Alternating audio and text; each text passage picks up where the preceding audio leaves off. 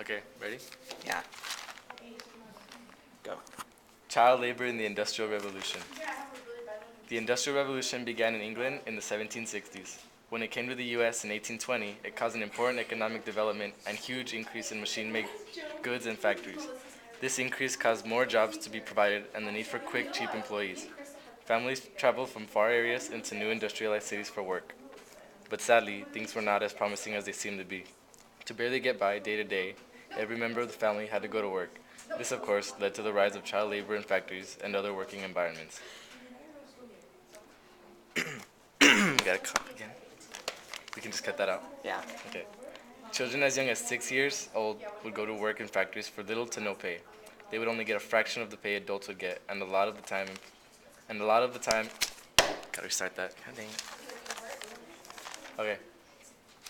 Children as young as 6 years old would go to work in factories for little to no pay. They would only get a fraction of the pay adults would get, and a lot of the time employees would get away with paying them nothing. Children would work 16-hour shifts, 6 days a week, and get minimal breaks. The living and working conditions were also horrible and unfair. Big, heavy, and dangerous equipment would be used, leading to many accidents and deaths. The treatment of these children was usually very cruel and unusual, and safety was clearly neglected.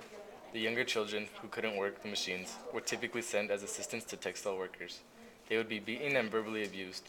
One common punishment for being late to work was called weighted. With this punishment, a heavy weight would be tied to the worker's neck, and employers would have them walk up and down the factory's aisles so the other children would take example. This punishment lasted for as long as an hour, and it would lead to serious neck and back injuries. Thankfully, there were people during this time period that strongly fought for the abolishment, or at least better conditions, of child labor. Some of these people were Jane Addams, Grace Abbott, and Lewis Hine. But of course, factory owners loved child labor.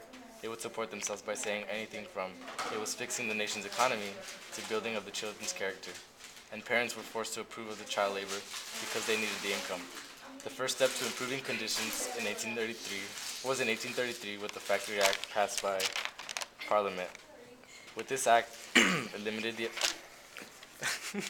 Already at the end. almost. Are you dead? What?